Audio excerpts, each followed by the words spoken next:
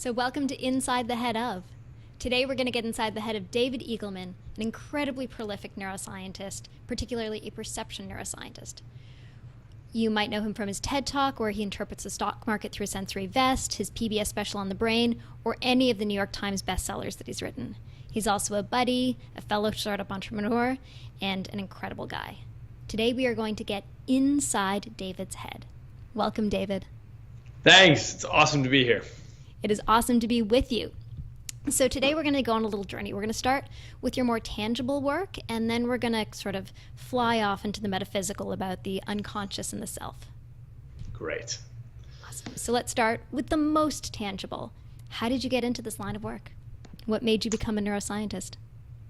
I actually majored in British and American literature as an undergraduate, and then I discovered neuroscience. My last semester of college, I took a class that was taught by a gentleman who was very elderly at the time, and he was using literature from the 1960s or something, but it didn't matter. I was just completely hooked on it. It also turns out that my father's a psychiatrist and my mother's a biology teacher, so in retrospect, it was sort of an obvious path for me to go down. I just hadn't realized that at the time. And so where did you begin your work in neuroscience? What were some of the early subjects that fascinated you? What I ended up doing my thesis on was what was at the time the world's largest simulation of a chunk of neural tissue. So how things move around in the extracellular space between neurons and how that can lead to whole new kinds of computations. So that was a very particular thing. And, oftentimes one's thesis work ends up being defined by the interests of one's advisor. But when I got to my postdoc, that's where I felt I could really spread my wings into the issue that fascinated me the most, which is how we perceive the world, the way that we're conscious, illusions, how we construct reality. And that's what I started doing from the day I landed at my postdoc at the Salk Institute. So how do we construct reality? Please fill us in. Well, it turns out, of course, most of the activity in the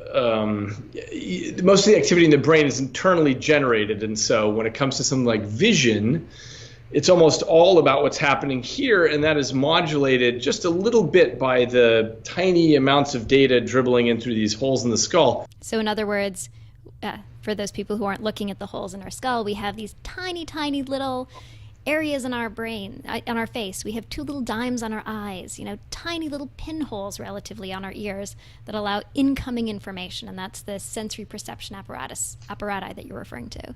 That's exactly right. And yet the weird mystery of the whole thing is that essentially everything about vision is an internal process, and when you look at the anatomy, you find that the amount of input to the visual cortex that's coming from the eyes is less than 5%.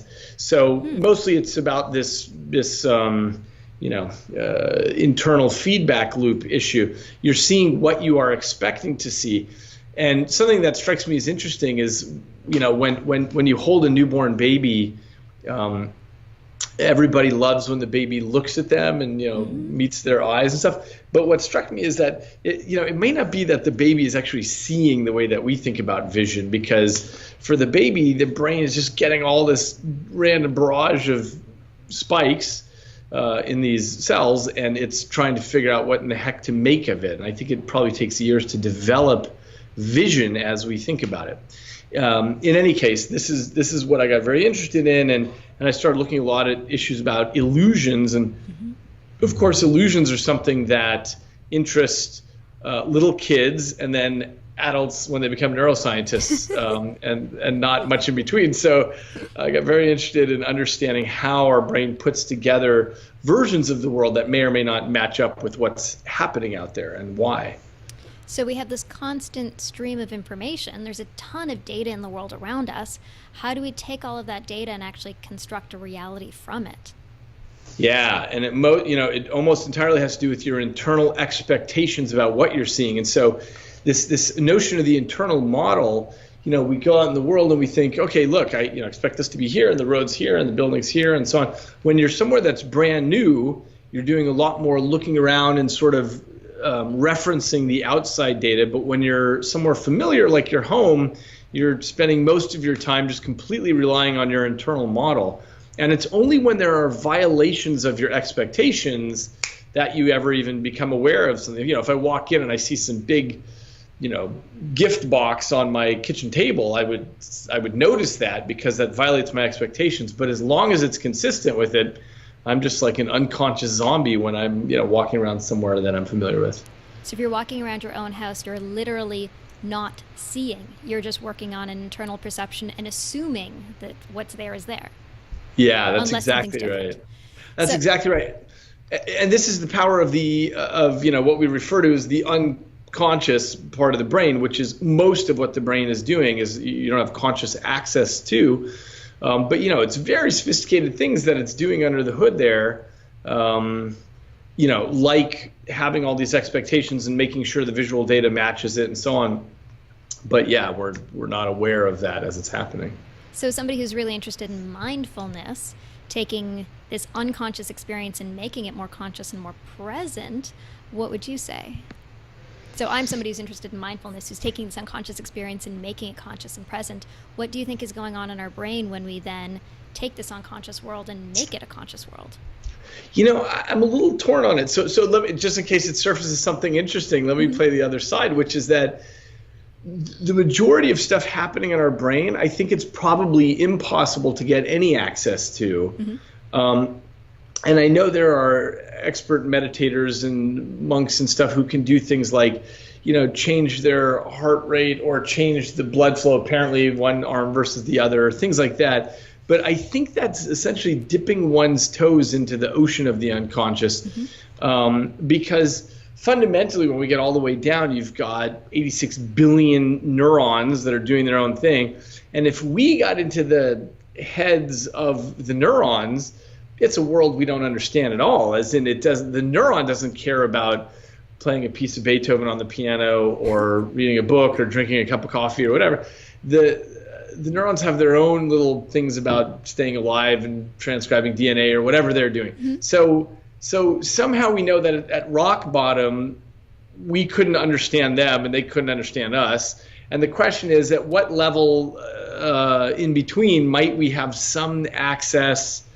But I think in general, I'm not positive how much access we can ever really get to the unconscious. So that wasn't totally my question. My question was more about this experience that we can have within a moment where we go into a place and we are unconscious of it. We're just sort of wandering through our lives, as you described it, zombies. But we can instead choose to stop and actually have a greater perception of the world around us. We can choose to stop and sort of hone in on the objects in our life. We can choose to stop and be aware that we are alive, be aware that we are breathing, be aware that today's a day, be aware that I'm in a room, and bring these things that were previously entirely automatic into some level of conscious awareness, and in doing so, bring a sort of sparklier quality to our life, a greater sense of meaning. I don't know if it's actually more meaning, but it's a whole other topic, but a sense of meaning. Yeah, that's right. Okay, I totally understand your question now. And certainly, whether or not it's more meaning, which it certainly could be, it's certainly more awareness of the outside world, which is lovely. And one of the advantages of that, by the way, as a side note, is that it makes time seem longer also, in the sense that when you are acting as an unconscious zombie, time shrinks down to zero. Everyone knows this. When you drive to your place of work for the first time, it feels like, oh, that was a long drive. And the second time is a little shorter and a little shorter. After a while, you're just driving in zombie mode, and it feels like you kind of get to work instantly. So the ability to say, hey, you know what? I want to really appreciate what are the buildings here, what are the people walking on the sidewalk, and so on, makes time seem to last longer, which is great. And that in itself adds some meaning. But yeah, sensation of savoring. Yeah, of actually experiencing. Yeah. Exactly, of actually experiencing. Yeah, this is a very interesting question. I mean, there's so little study on this sort of thing because it's not easy to know how you would even subject this to study. But it is definitely the case that we can switch off the reliance on the internal model and the external data, and this is something we do all the time.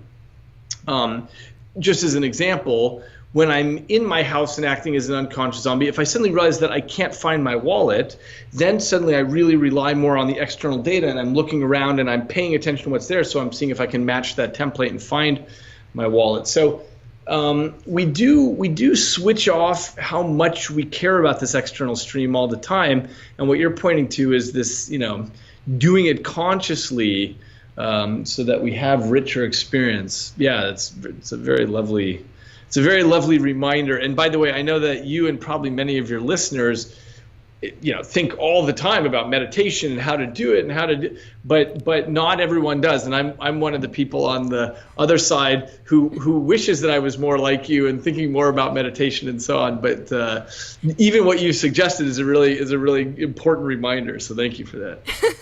I see a collaboration in our midst potentially. Excellent.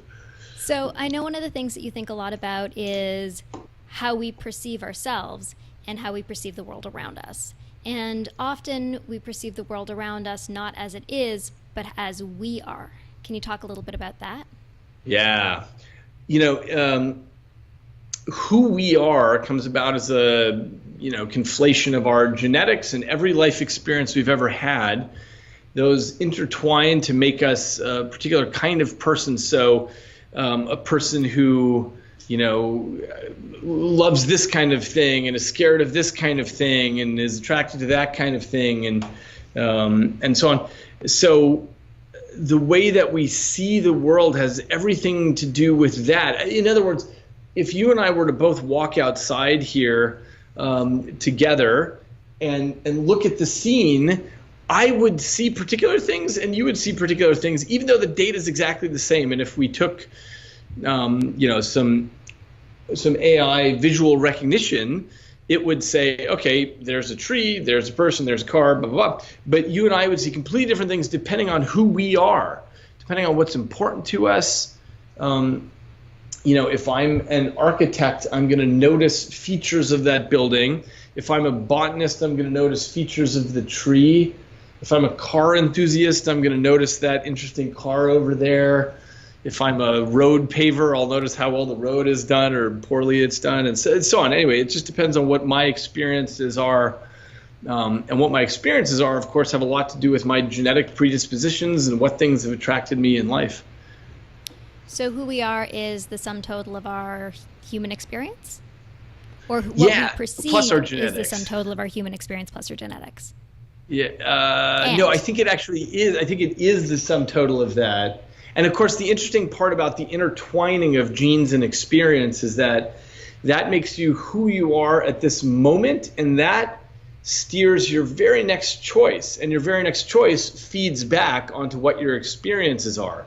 So in other words, I might choose to go out to the dance club right now, or I might choose to go curl up in a corner and read a book. And that also changes the kind of life experiences that I'm having and where things go from there. So who we were suggests who we will become. That's right. Although that leap is difficult because the world is so unpredictable. So yeah, who we are combined with what happens next in the world determines what we become next. Yeah. You also talk a lot about memory and how we think who we are is defined by our memories, but those memories are actually quite changeable.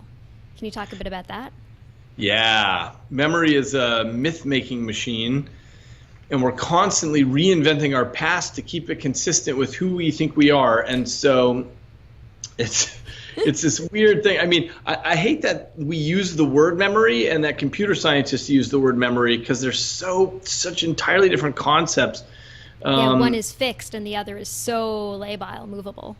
Exactly right. And the amount of data that we take in from any scene, from any event, we're just taking in keyframes and things that are important, but actually even that's not a good analogy to call it keyframes because that would imply that we're actually capturing the real data. But even our memories are a big part of who we are. In other words, if I'm a certain kind of person and I experience something outside, then maybe I'll think, oh, that guy who came up to me on the street, that guy was really funny. And if I'm an anxious person, I'll think, oh, that guy was really threatening. And, my whole memory of the event is determined by what's going on inside of me. And yes, and then on top of that is the fact that we just don't remember most of what happens in our life. Our memories are like sieves, and yet we always have the illusion that we remember it well, which is something that I've never quite figured out. And it's an interesting mystery to me when I think back on some, dinner at a restaurant. I might think like, oh yeah, I remember it. I remember who's there and blah, blah, blah. But if I start asking questions like, okay, what exactly was he wearing? What was she wearing? Who were the other diners in the restaurant? What was the person sitting right behind that person who would have been sitting on my retina the whole time? But, do I actually remember that? What were the chairs like? What was the tablecloth? What, like all these things, if I really had a memory of the restaurant as I feel like I do, I feel like, oh yeah, it's just a cinematographic picture of what happened there, then I should be able to answer all those questions, but in fact I can't. Okay, so you and I can actually play a little game with this because we have some shared Great. memories. So, oh, great. Yeah. So do you remember when we were at a conference and both of us were speaking at this conference and there was a jazz concert? Oh boy. We're at the Biltmore Hotel. Which city was this? Biltmore.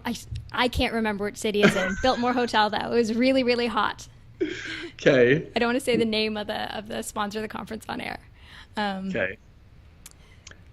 You know what? I remember sitting with you and talking. And there was another guy from your company there, and we were talking about something.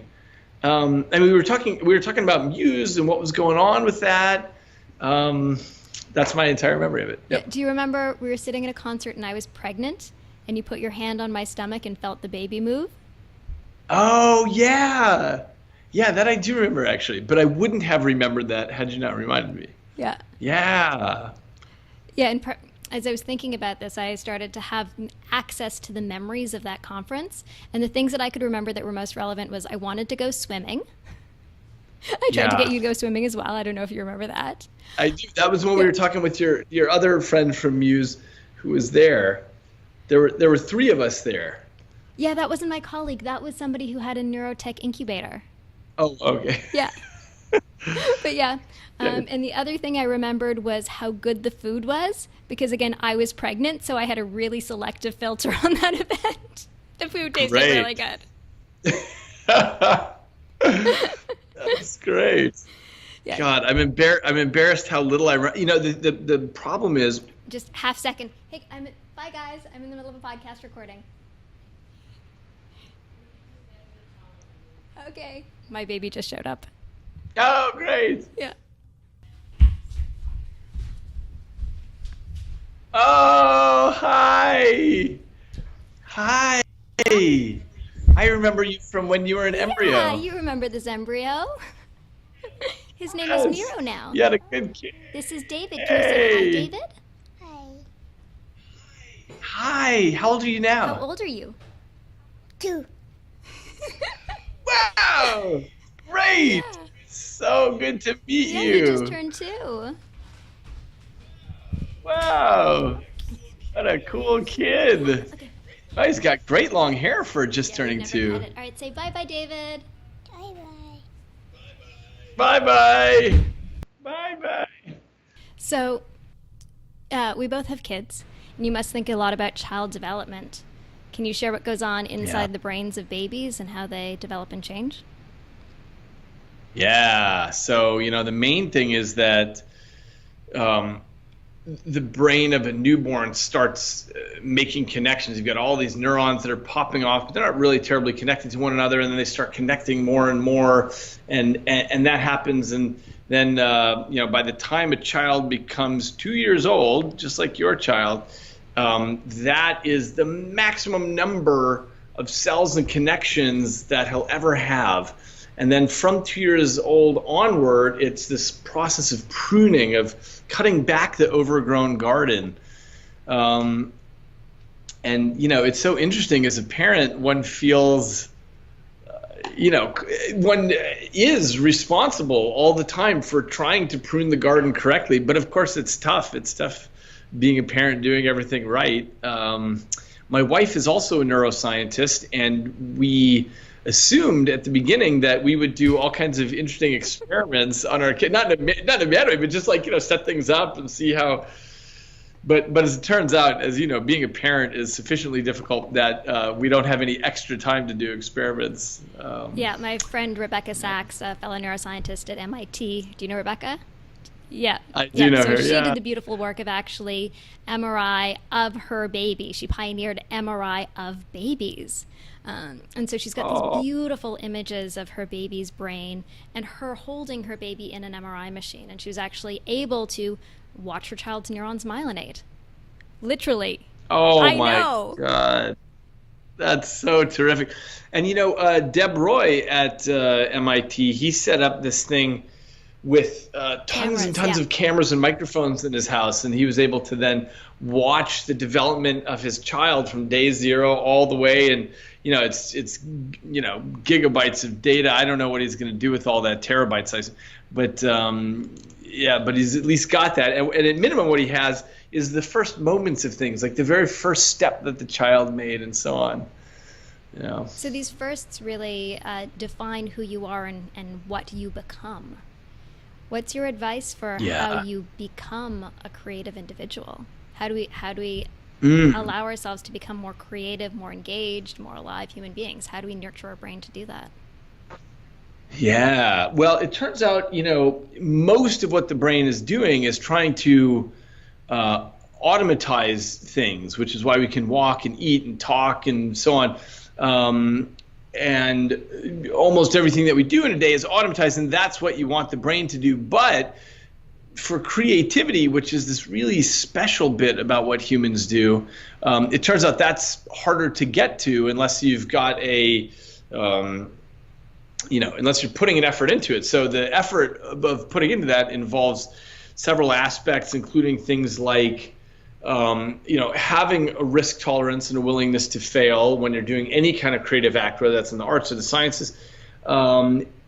Proliferating options becomes a big part of this, which is to say the unconscious brain always takes the path of least resistance if you let it.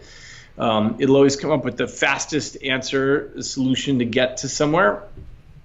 And it turns out that one of the most important things for us to do is just dig deep in there and say, okay, that was the first answer. That's cool, but I need a better answer. I need a better one. I need a better one.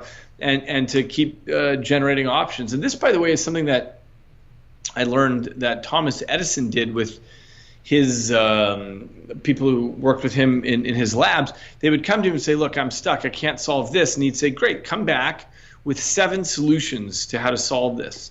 And that was a way of encouraging a kind of productivity, the kind of creativity that you don't get otherwise.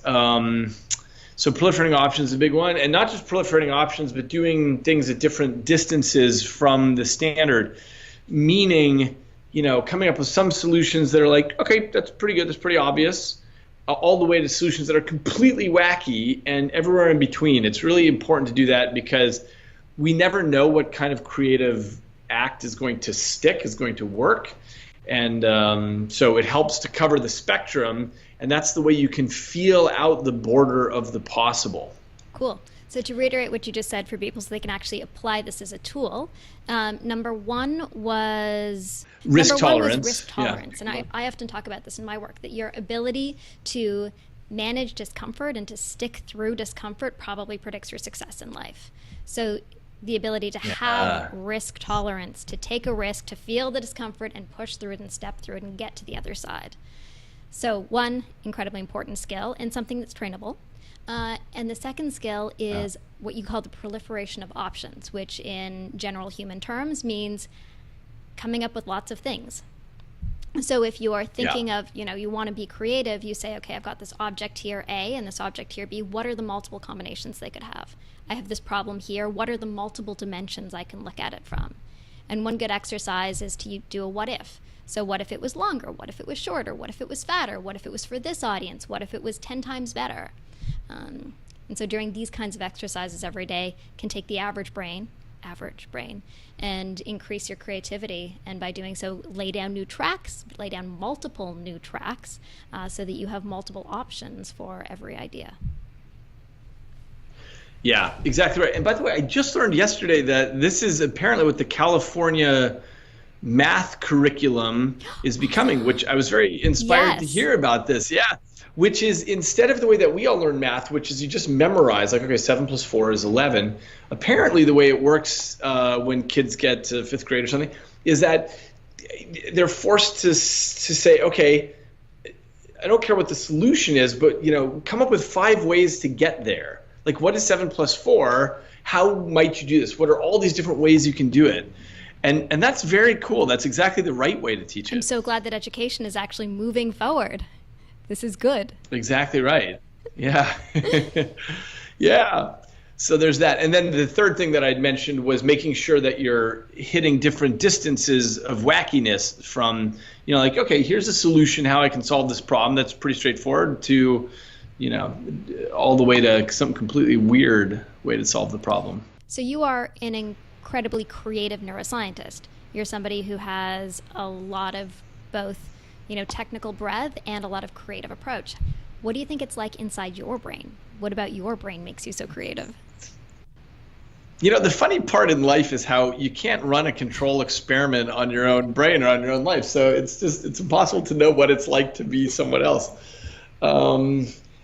Yeah, I mean, the only thing, if to the degree that I have any creativity at all, I really thank my parents for just modeling that and encouraging that. And that's, I think, the greatest thing we can do for our kids.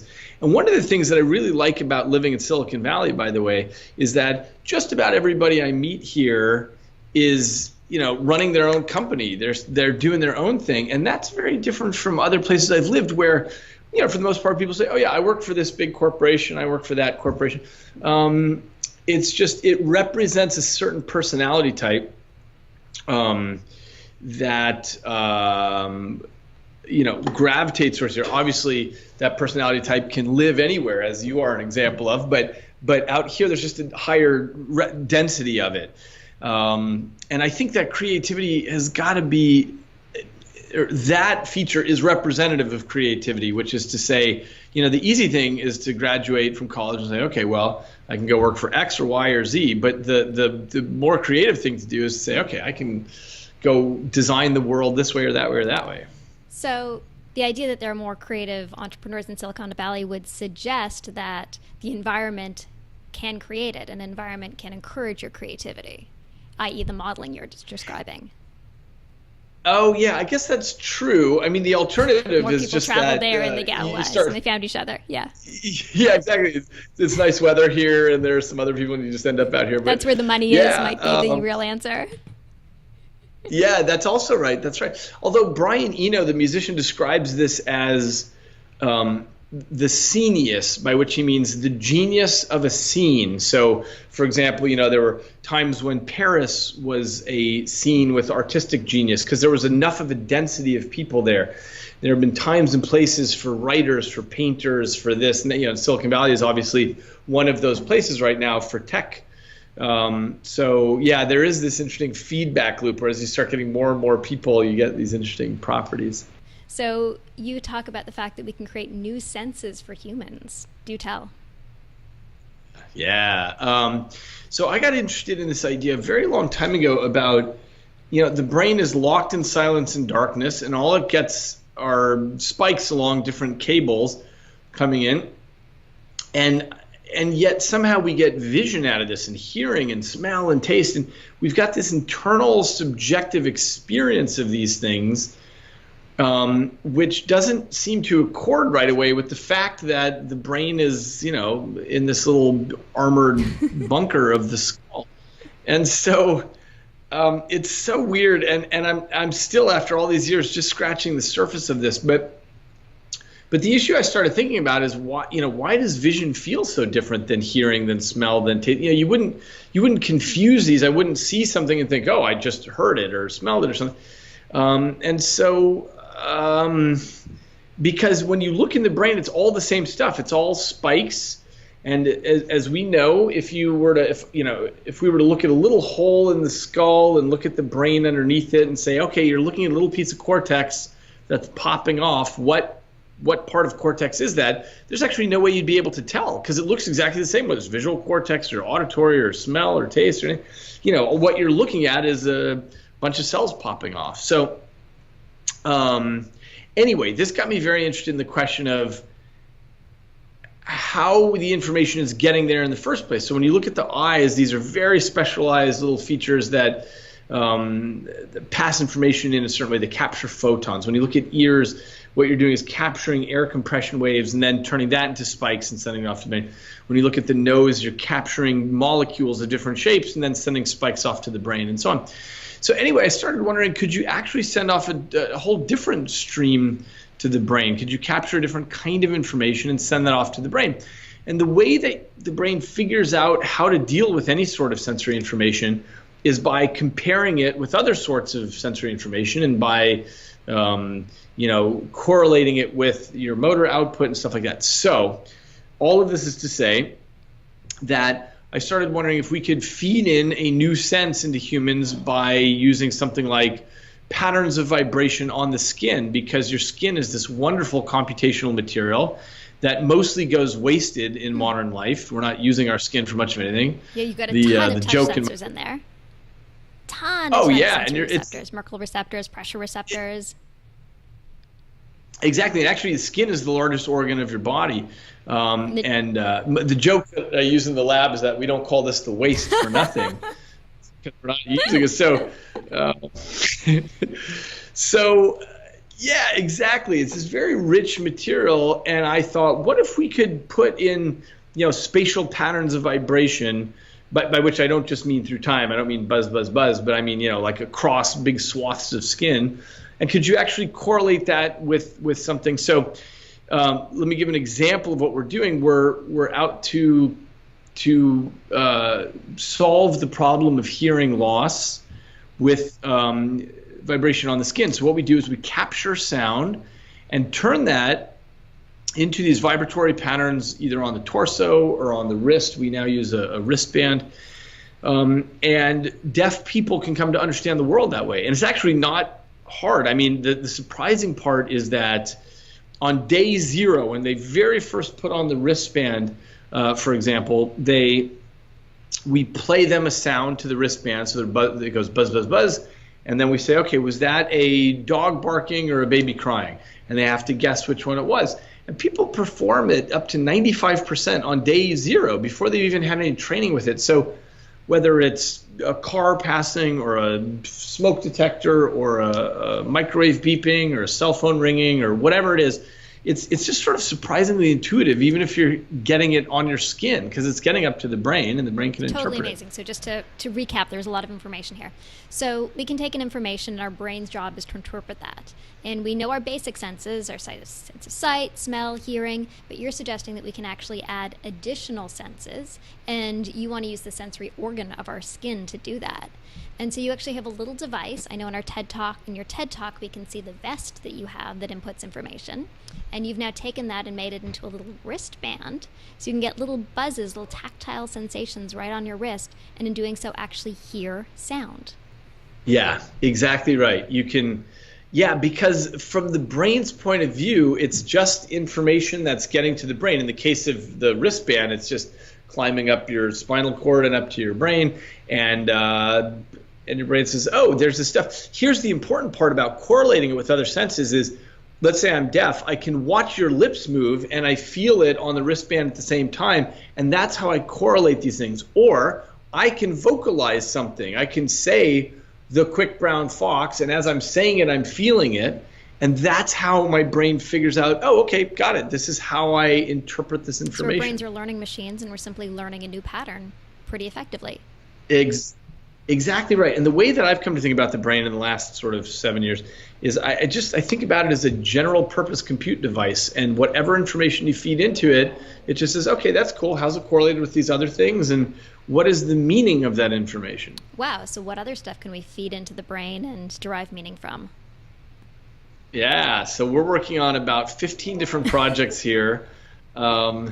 And some of which I can talk about and some I can't, but essentially my interest is in sensory addition, which is So not just for a person who's deaf or blind or with a sensory disorder where they're not feeling their limb or things like that. We're doing all those kinds of clinical projects. But what other things can we do to feed in brand new sensory information? So whether that's stock market data or Twitter information or flying a drone, things like that, how can we take in new streams of info and come to have a direct perceptual experience of them? And how successful is it? How successful is somebody at interpreting, the complex world of the stock market, a whole economic system on their body?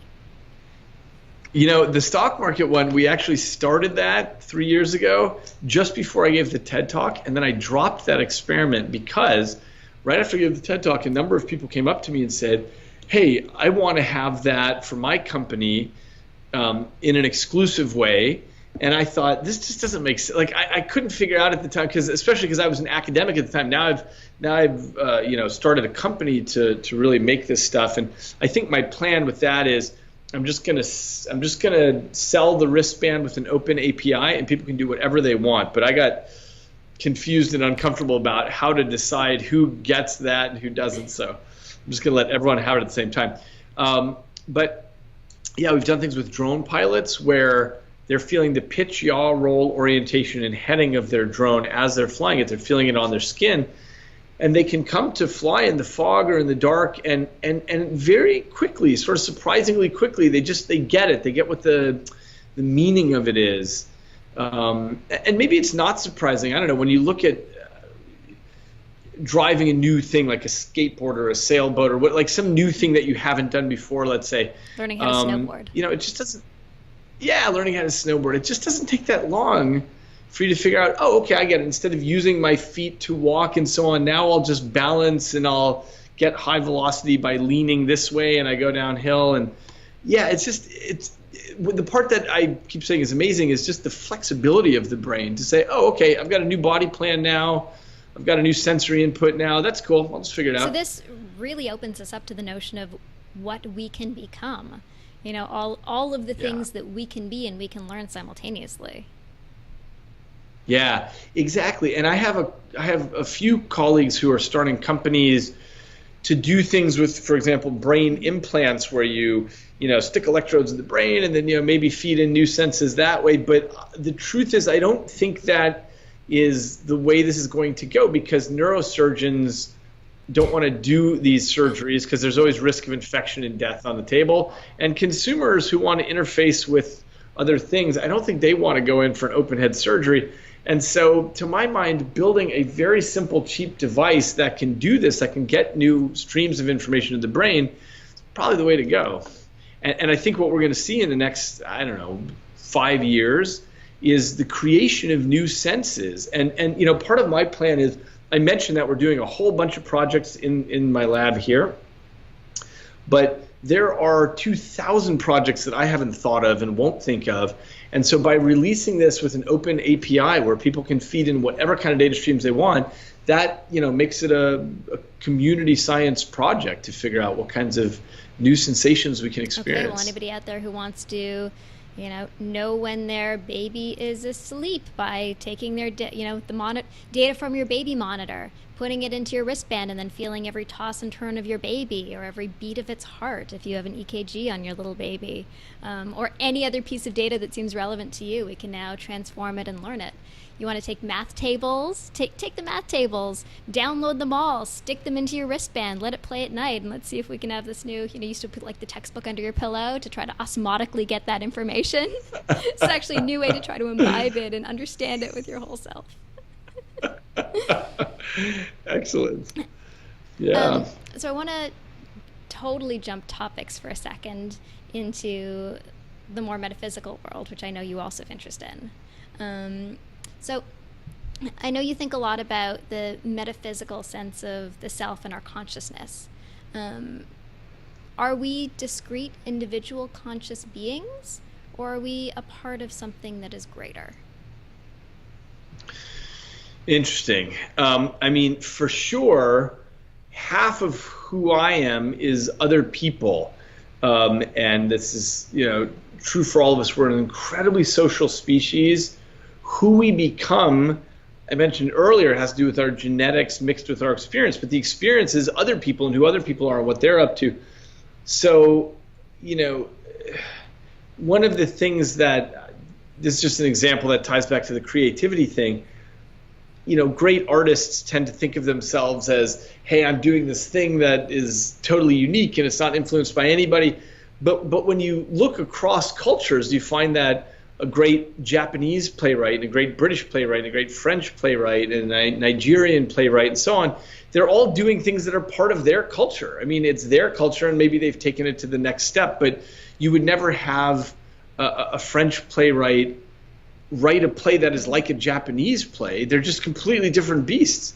And I only mention this to illustrate how much we are tied into our culture. There's no such thing as the lone artist. And in the same way, there's no such thing as the lone consciousness. Everyone ends up in situations where they feel lonely, or they feel independent, or they feel whatever. But in fact, we are so crafted by everything around us. So when it comes to the question of what is consciousness, does it exist completely in your head with those being the boundaries of it? The answer is sort of. We know that if there's damage to your brain or something, then that changes your consciousness. But how that consciousness actually forms has to do with everything else around you, including the whole history of the world up to this moment and all the things that influence you now. And so how is that consciousness actually created in our brain? It's the age-old question, what are the neural correlates of consciousness? Yeah, so of course, as you know, there's the easy question and the hard question. The easy question is, what are the neural correlates? In other words, if we measured what's going on with every neuron in your brain, we could say, oh, okay, now you're under anesthesia and your body still works fine, but your consciousness is gone. Okay, now you're back. And so we can determine what the correlates are. How they all come but together. The hard question is, why does it? Yeah, the hard question is why it feels like something. Why it feels like something to be alive and be you. Why it feels different when you're asleep and you're awake. What is it that flickers to life in the morning? And the part, as a sensory neuroscientist, the part that interests me so much is why vision feels the way it does. Yeah, obviously, we all know that things like colors are completely made up in the world. I mean, your brain, there are no colors. They're just different frequencies of electromagnetic radiation, and your brain assigns this as part of the qualia, meaning the internal subjective experience it has. Because it's a shortcut way, instead of saying, oh, that was 490 nanometers, it's a shortcut to say, oh, yeah, that was purple or whatever the color this is showing up as. Yeah, so the interesting part, of course, as you know, too, it's that we don't have a theory of how internal subjective experience comes about, and we don't even know what such a theory would look like. And the reason is, all of our science about, okay, we'll do a triple integral here and do this and carry the two and blah, blah, blah, doesn't seem to map onto the world of, the smell of cinnamon or the beauty of a sunset or the redness of red. Is there a path forwards towards answering that question? I mean, this is kind of the million-dollar question. How do we experience the world as us? Is the sense that makes this a me, and B makes this my sense of the world, my feeling of being alive? Yeah, I think this is the great challenge for science, hopefully of this century, but maybe of 5 centuries from now, because we don't even know how we would link those two subjective worlds and say, okay, when I do this and I travel and I do this calculation, I come out the answer, that is the taste of feta cheese. It's just a deep mystery. So no, I don't think we know the way forward, except to say if we can solve the problem of the neural correlates of consciousness, that might be a stepping stone. I mean, that's the hope that we all hold on to. But this is why our colleague David Chalmers called this other piece the hard problem of consciousness, because he wanted to illustrate that even if we get the neural correlates, it doesn't necessarily help us at all. Yeah. Awesome. Let's talk now for a couple minutes about flow. Yeah. Okay. So flow being that amazing feeling of actually being in your life, in your work, so engaged in it. And it's a sense that most of us, if we know what it is, try to achieve over and over again. Can you talk a little bit about flow and maybe how to achieve it? Yeah, so flow is one of those instances where people are trying to find the neural correlates of it, and they, of course, they do EEG measures and so on. There's a great EEG paper that just came out demonstrating. Do you know the paper I'm referring to in Frontiers? I don't know. I don't know so the one. This one No. talked about the neural correlates of flow from an EEG perspective being high frontal theta, which you see in both a condition of overwhelm and a condition of flow, and then high frontal alpha and right central alpha, which you see in the sensation of flow, but not in overwork. And the high frontal theta is, concentration or attention typically. And the frontal alpha, they described it as like, what's the best way to describe it? One sec. Let me sort of think about this for a second. They described it as cognitive control. So we see alpha in our work when somebody is in a really congruent state and when they're doing something easily, like, baseball players hitting the pitch. Baseball player actually hits the ball properly, then you're going to be in a high alpha state. And so we think about it as an efficient state. Here they're thinking about it as a cognitive control state. So they're like, the first two suggestions of the EEG correlates. But anyways, I'm blabbing. Please go on. Well, this actually has an interesting tie-in to what we were just talking about, which is if you can measure the neural correlates of a flow state, say, oh, look, this is high, this is low, this is theta, this is blah, blah, it's useful science, and yet there's still a piece missing, which is why does it feel the way it does? Why is it so good? And how do we get there? And just by ramping up theta and alpha, do you actually put somebody in flow? Not really. Yeah, that's interesting. Did they try that in the paper? They said, okay, look, we found all the signatures, so what happens if we can induce this? They only referred to the signatures. Obviously, people have been inducing these states for years. You use binaural beats to get yourself into deep theta. Meditation, even like the work that we do, is very focused on, going into these lower frequency states. And when you do that, you report sensations of calm and focus, and you are in a positive state. You really can reverse engineer it. To what degree? And to what degree does merely applying the signal actually change the human? You need some interaction. It needs to be a two-way street. Exactly. Where you get a signal, you then learn from it, and then you can use that to deepen yourself. At least that's what we've discovered in our approach. Cool. I'm not an expert on the flow state, but one of the things that seems to be clear about is that people need to, when there's flow in, for example, athletics, whether you're a football player or a rock climber, one of the things that's required for it is to train a sufficient number of hours, maybe 10,000 hours, whatever it is, so that you're really expert in the move, so that you're not thinking about, oh gosh, here comes, I got to do this next, or I have to grab onto this next. But instead, there's a deep level of expertise so that things are automatized. And this is an important part about when people experience flow.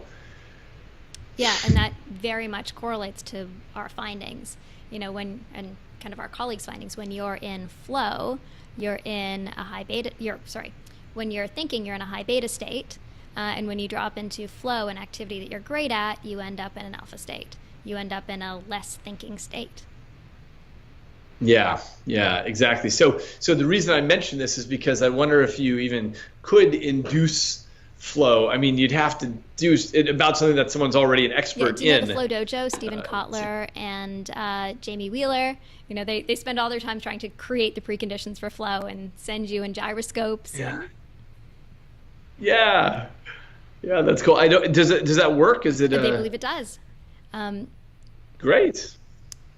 So what is it that people can actually do for themselves to actually enhance their own brains?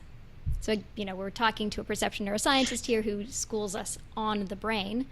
From your learned experience, how can we all improve our own brains? Here's what I'd say. I mean, the main thing that strikes me nowadays is just fighting this great thing that the brain does, which is automation, this thing that the brain is always trying to take tasks and burn those tasks down into the circuitry so that it can run efficiently in the world, which is wonderful that your brain does that.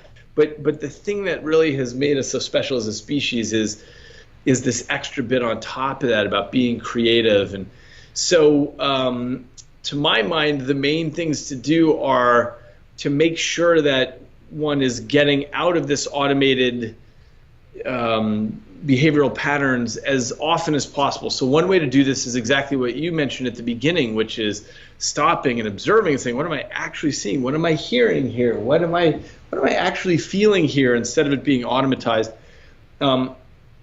There are many little ways to get yourself into the habit of getting off the path of least resistance. So one thing that I often suggest is, like if you're wearing a wristwatch or a Fitbit or whatever, go ahead and switch it to the other hand. So anyone who's listening to this, who's wearing anything, switch it to the other hand. This sounds so dumb and simple, but in fact what it's doing is just breaking this little tiny bit of automation, which is whenever you want to know what time it is, you look at your wrist and you're doing that. But now you have to look at your wrist and sort of pay attention to, what am I doing? It's on my other hand. What does it actually look like? What does it feel like? And so on. There are a million ways to do this. You can brush your teeth tonight with your other hand.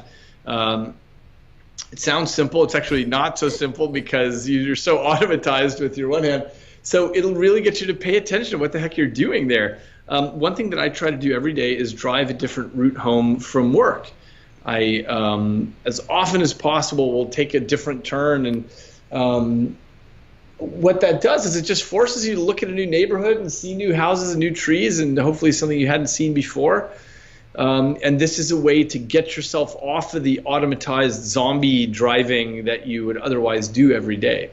So there are 100 things like this that you can do, including just something simple like rearranging your desk, your office, just so that you're not sitting in the same place with the same thing every day, but forcing yourself to just break out of that. It's so simple to do these little habits, but they're good habits to establish so that you don't lose your life to a timeless, automatized existence. Wow. So in order to not lose your life to a timeless, automatized existence, David Eagleman suggests that you take a new path every day, do something novel, switch your hand, switch it up, and actually become re-engaged in your life. Yes. Awesome. Bingo. Thank you so much, David, for letting us inside your head today. Great. Thank you. It's such a pleasure to be here. Total honor always.